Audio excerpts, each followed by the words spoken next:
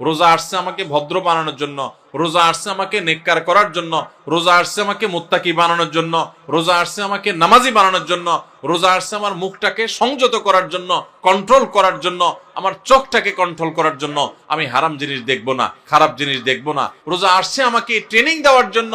এই শিক্ষা যদি রমজানের রোজা থেকে আপনি নিতে পারেন, আর রমজান মাস শেষে আপনি যদি চোখে আঙ্গুল দিয়ে দেখাতে পারেন, নিজের বিবেকের কাছে উত্তর দিতে পারেন যে রোজার মাস রোজা রেখে, রমজান মাস আমি সিয়াম সাধনা করে, তাকুয়া চর্চা করে আমি অমুক বদভ্যাস ছাড়ছি, অমুক খারাপ কাজ ছাড়ছি, অমুক ভালো কাজটা ধরছি, আগে নামাজ নিয়মিত পড়তাম না, এখন 5 ওয়াক্ত নামাজ শুরু করছি। যদি রমজানের পরেও এগুলো আপনি ধরে রাখতে পারেন, তাহলে আপনি আল্লাহর শুকর আদায় করবেন যে আপনার রোজা আল্লাহর কাছে কবুল হয়েছে।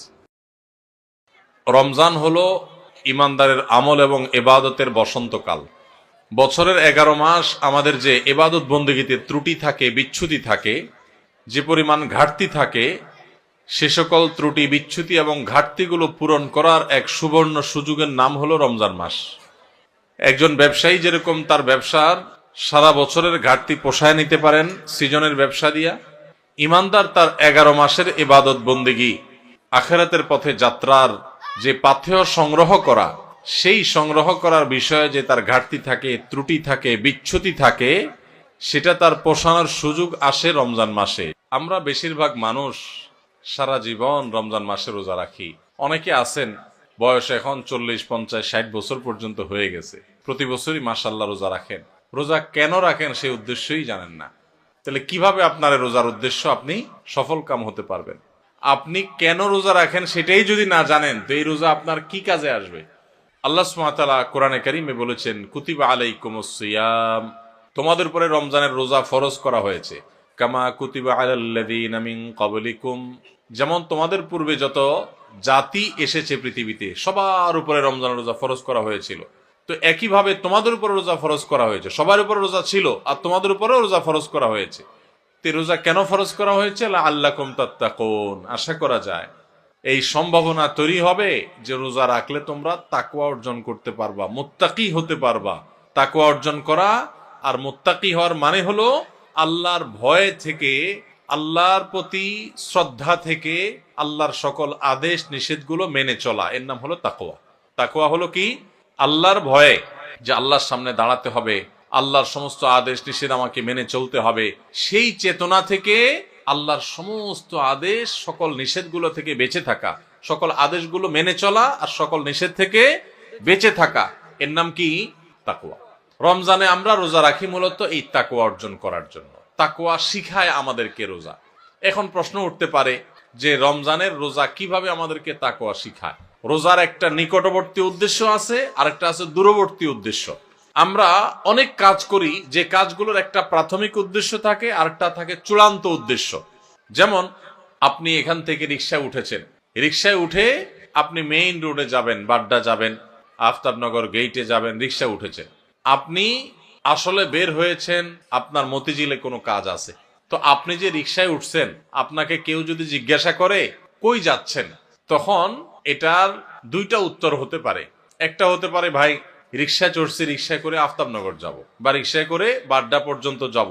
আরেকটা উত্তর হতে পারে ভাই মতিঝিল যাব, কারণ মতিঝিলে আপনি যাবেন, ওইটাই মূল উদ্দেশ্য। তো মতিঝিল গেলেও রিকশায় তো আর মতিঝিল যাবেন না, রিকশায় আপনি মেইন রোড পর্যন্ত যাবেন, এরপরে বাসে, সিএনজিতে করে আপনি বা অন্য কোনো কিছুতে করে আপনি মতিঝিল যাবেন। তো এই যে রিকশায় করে আপনি প্রথম একটা জায়গায় যাবেন, এরপরে আরেকটা গাড়িতে করে আপনি আপনার মূল জায়গায় যাবেন।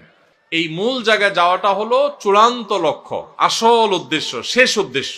আর প্রাথমিক উদ্দেশ্য হলো ওই যে মেইন রোড পর্যন্ত যাওয়া। ঠিক একইভাবে রমজানের রোজার দুইটা উদ্দেশ্য আছে। কয়টা উদ্দেশ্য আছে? একটা হলো প্রাথমিক উদ্দেশ্য, আরেকটা হলো ফাইনাল উদ্দেশ্য। প্রাথমিক টার্গেট, প্রাথমিক লক্ষ্য হলো রমজানের রোজার, এর মাধ্যমে আমরা তাকওয়া অর্জন করব, মুত্তাকি হইতে পারবো। আর রোজার শেষ টার্গেট, চূড়ান্ত লক্ষ্য এবং যেখানে শেষ পর্যন্ত যেতে চাই, ওই যে শেষ গন্তব্য যেরকম মতিঝিল যাওয়া, এরকম রোজার শেষ গন্তব্য হলো আল্লাহকে সন্তুষ্ট করে জান্নাতে যাওয়া। এটা হলো রোজার শেষ উদ্দেশ্য, ফাইনাল উদ্দেশ্য। এখন প্রাথমিক উদ্দেশ্যটা যদি আপনি অর্জন করতে না পারেন, তাহলে ফাইনাল উদ্দেশ্যে কখনো আপনি যেতে পারবেন? আপনার মতিঝিলে যেতে হলে আপনাকে মেইন রোড পর্যন্ত আগে মেইন রোড পর্যন্ত যদি আপনি যেতে না পারেন তাহলে মতিঝিলে যেতে পারবেন। ঠিক একইভাবে রমজানের রোজা থেকে আগে আপনাকে মুত্তাকি হইতে হবে, আগে তাকওয়া অর্জন করতে হবে। রোজা রাখছেন, মুত্তাকি হইতে পারেন নাই, রোজা রাখছেন, তাকওয়া অর্জন করতে পারেন নাই, তাহলে আপনার ওই মেইন রোড পর্যন্ত যাওয়া হয় নাই। অতএব মতিঝিল পর্যন্ত যাওয়া অর্থাৎ জান্নাত পর্যন্ত যাওয়া, আল্লাহর সন্তুষ্টি লাভ, সেটাও অর্জন হবে না। আমি কি বুঝাইতে পারছি ভাইরা আমার? তাহলে এই যে রমজান আসছে, রোজা আসছে, প্রতি বছরই তো আমরা আলহামদুলিল্লাহ বেশিরভাগ মানুষই তো রোজা রাখি। আমাদের নিজেদেরকে জিজ্ঞাসা করতে হবে, রোজার যে প্রাথমিক উদ্দেশ্য আছে সেটা আমি হাসিল করতে পারলাম কি পারলাম না। যদি আমি রোজার প্রাথমিক উদ্দেশ্য হাসিল করতে না পারি, তাহলে রোজার আসল উদ্দেশ্য যে আল্লাহকে খুশি করে জান্নাতে যাওয়া, সেটা কোনোদিনই অর্জন হবে না। এবার তাহলে আমাদের হিসাব মিলাইতে হবে যে রোজা রাখার পর আমি মুত্তাকি হইতে পারছি কিনা। আসেন একটু আমরা হিসাব মেলানোর চেষ্টা করি। ভাইরা আমার, রমজানের রোজা রেখে আপনি যদি অন্যায় কাজ ছাড়তে পারেন, গুনাহের কাজ ছাড়তে পারেন, পাপের কাজ ছাড়তে পারেন, আল্লাহর সমস্ত আদেশগুলো মেনে চলতে পারেন, আপনি রোজাদার। রমজানের সম্মান, রমজানের মর্যাদা রক্ষা যদি আপনি করার চেষ্টা করেন, তাহলে বুঝতে হবে আপনার ভিতরে ওই যে তাকওয়া, আল্লাহর ভয়ে, আল্লাহর নির্দেশ মানা, আল্লাহর নিষেধ থেকে বেঁচে থাকা, এই চেতনা আপনার মধ্যে একটু একটু করে জাগতেছে। এরপরে পুরো মাস রোজা থাকার পর রমজান শেষে যদি আপনার কাছে মনে হয় যে আপনি মাশাআল্লাহ কিছু গুনাহ ত্যাগ করতে পারছেন, আপনি আগে ধূমপান করতেন, আপনি রমজান মাসে যেহেতু রোজার দিনে সারাদিন আপনি ধূমপান করতে পারেন না, আবার রাতে 6-7 ঘন্টা ঘুমায় থাকেন, 1 ঘন্টা তারাবিতে চলে যায়, তাইলে গড়ে 19-20 ঘন্টা বা 17-18 ঘন্টা, 19 ঘন্টা 20 ঘন্টা আপনি এঙ্গেজ থাকেন, চাইলেও ধূমপান করার সুযোগ নেই, তাহলে আর বাকি থাকে 4 ঘন্টা 24 ঘন্টার মধ্যে। তাহলে রমজান মাসে আপনি যদি এই 4টা ঘন্টা কষ্ট করে জিম খিসি থাকতে পারেন, তাহলে 1 মাসেই আপনি চাইলে এই বদভ্যাস ত্যাগ করতে পারেন। ভাইরা আমার, অনেক খারাপ জিনিস আছে যেগুলো চাইলেই কিন্তু আমরা ত্যাগ করতে পারি এই রমজান মাসে। রমজান মাসে এই হারাম জিনিসগুলো, এই খারাপ জিনিসগুলো যদি আমরা ত্যাগ করার চেষ্টা করি, আমরা যদি পরিকল্পনা করি, রমজান শেষ হয়ে গেছে, আমি একটা খারাপ জিনিস ছেড়ে দিতে পারলাম। আপনি ধূমপানটা ছেড়ে দিতে পারছেন। আপনার আগে মুখ খারাপ হতো, রমজান মাসে না, রোজা থেকে আমি মুখ খারাপ করতে পারি না, রোজা আসছে আমাকে ভদ্র বানানোর জন্য, রোজা আসছে আমাকে নেককার করার জন্য, রোজা আসছে আমাকে মুত্তাকি বানানোর জন্য, রোজা আসছে আমাকে নামাজি বানানোর জন্য, রোজা আসছে আমার মুখটাকে সংযত করার জন্য, কন্ট্রোল করার জন্য, আমার চোখটাকে কন্ট্রোল করার জন্য। আমি হারাম জিনিস দেখবো না, খারাপ জিনিস দেখবো না। রোজা আসছে আমাকে ট্রেনিং দেওয়ার জন্য। এই শিক্ষা যদি রমজানের রোজা থেকে আপনি নিতে পারেন, আর রমজান মাস শেষে আপনি যদি চোখে আঙ্গুল দিয়ে দেখাতে পারেন, নিজের বিবেকের কাছে উত্তর দিতে পারেন যে রোজার মাস রোজা রেখে, রমজান মাস আমি সিয়াম সাধনা করে, তাকওয়া চর্চা করে আমি অমুক বদভ্যাস ছাড়ছি, অমুক খারাপ কাজ ছাড়ছি, অমুক ভালো কাজটা ধরছি, আগে নামাজ নিয়মিত পড়তাম না, এখন 5 ওয়াক্ত নামাজ শুরু করছি। যদি রমজানের পরেও এগুলো আপনি ধরে রাখতে পারেন, তাহলে আপনি আল্লাহর শুকর আদায় করবেন যে আপনার রোজা আল্লাহর কাছে কবুল হয়েছে। এবং কবুল হয়েছে দেখে আল্লাহ আপনাকে রোজার মাধ্যমে ভালো কাজ করার তৌফিক দিচ্ছেন, খারাপ কাজ থেকে বাঁচার তৌফিক দিচ্ছেন।